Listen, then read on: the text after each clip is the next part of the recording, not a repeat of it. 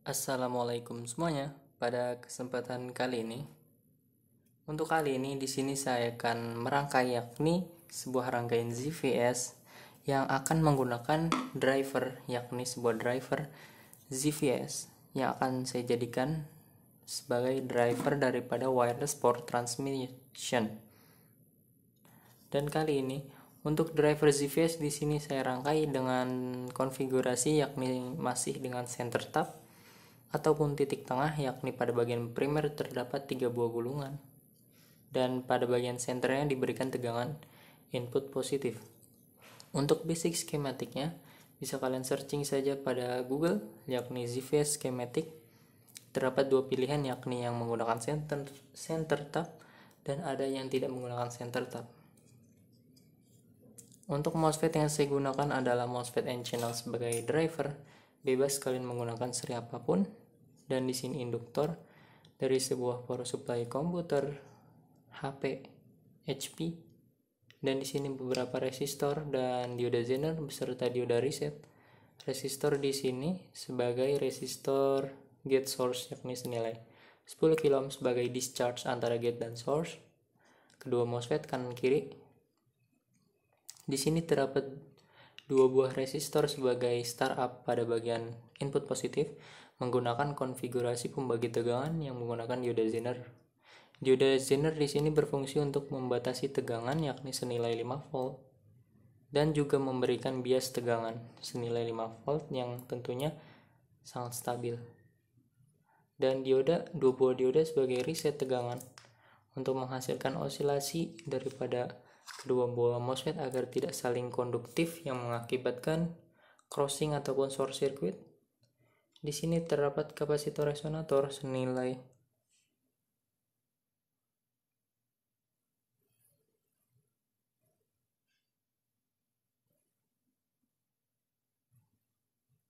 yakni mungkin 337 atau mungkin 330 nanofarad.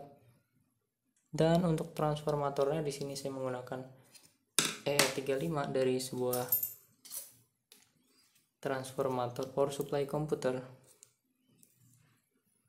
Terlihat 35 mm atau 3,5 cm. Dan untuk rasio gulungan primer di sini saya menggunakan rasio bagian. Maksud saya adalah jumlah gulungan primer kalian bisa menggunakan mulai dari 3 hingga 6 gulungan. Saya sarankan menggunakan 4 hingga 5 gulungan saja pada bagian primer dengan input 12 volt DC dengan arus standby kisaran 300 hingga 400 mA atau bahkan kurang dari itu, cukup kecil. Untuk pada bagian sekunder kalian bisa gulung mulai dari 20 gulungan hingga mungkin 100. Di sini saya menggunakan gulungan mungkin kurang lebih sekitar entah 30 atau mungkin 50 gulungan yang saya buat center. Sebetulnya rangkaian ini saya akan membuat semacam inverter, akan tapi saya sudah membuatnya sebelumnya dan akan saya coba sebagai driver daripada wireless power transmission, yakni yang terisolasi pada bagian primer ya.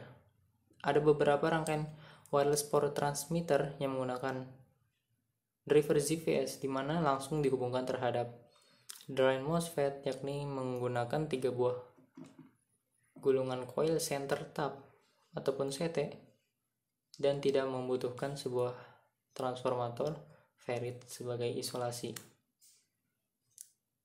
Saya lebih suka menggunakan sebuah transformator agar terjadi induksi yang lebih power ataupun lebih kuat. Untuk metode yang saya gunakan adalah dengan menggoresnya menggunakan sebuah cutter. Untuk coil masih sama, yakni dengan jumlah sekunder 5 gulungan, primer juga 15 gulungan, yakni center tap, sekunder dan juga primer. Di sini saya akan mencoba meload yakni sebuah bohlam tentunya 10 watt dan di sini saya akan menghubungkannya. Pada bagian wireless, maksudnya pada bagian primer gulungan, saya terdapat 3 buah kabel dan saya akan menghubungkannya, yakni ujung daripada kabel coil tersebut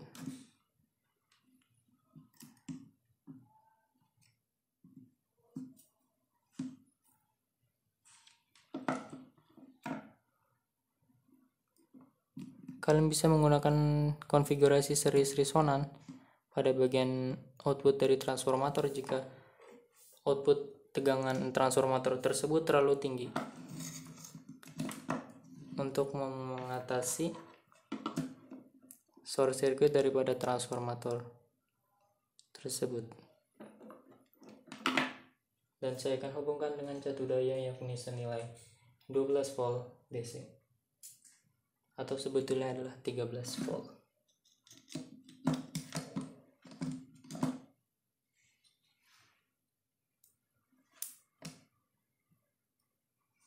Harus standby-nya bisa dikatakan cukup kecil.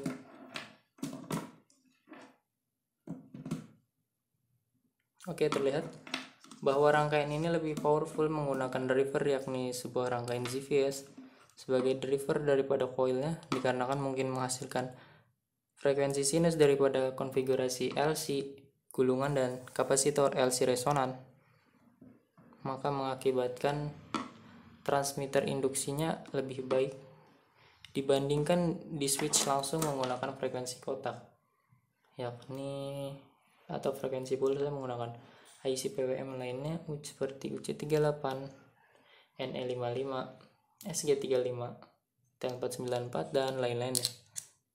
Maka dari itu diperlukan kapasitor untuk menghasilkan resonansi yang menyebabkan terdapat induksi ulang dan menyebabkan coil tersebut terinduksi dengan sangat baik.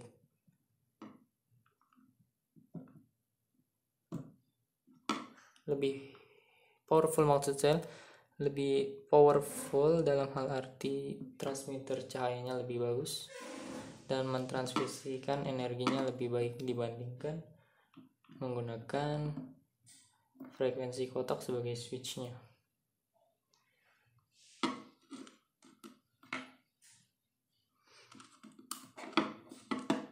Di sini saya akan mencoba menghubungkan terhadap lampu LED, apakah dia mampu menyala atau bahkan rusak.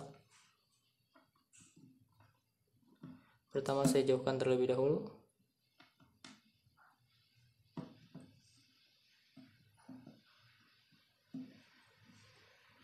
Oke, mungkin dia membutuhkan sebuah rangkaian yakni penyarah seperti halnya dioda dan kapasitor untuk memberikan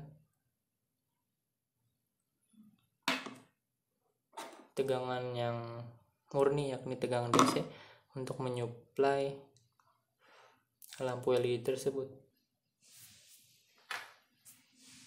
Di sini saya akan mencoba menghubungkan sebuah bohlam atau lampu motor. Mungkin untuk dayanya anggap saya sekitar 15 hingga 20 watt dan saya akan paralel dengan bohlam 10 watt. Apakah dia mampu menyala dengan cukup baik? Oke, jika dilihat ini menyala dengan cukup baik, tidak terjadi redup apa ataupun yang lainnya, dan masih mentransmisikan atau mentransfer energi listrik dengan cukup baik. Oke, mengapa lampu ini bisa menyala? Mungkin diakibatkan pada bagian internalnya terdapat semacam driver untuk seperti halnya buck boost converter atau bahkan current limiting untuk membatasi arus LED. Akan tapi pada lampu ini langsung terhubung pada masing-masing lampu. Mungkin itu diakibatkan tidak terdapat driver untuk menyuplai tegangan yang stabil, yakni dengan tegangan DC murni. Oke, mungkin kurang lebih seperti itu. Terima kasih sudah menonton, semoga bermanfaat.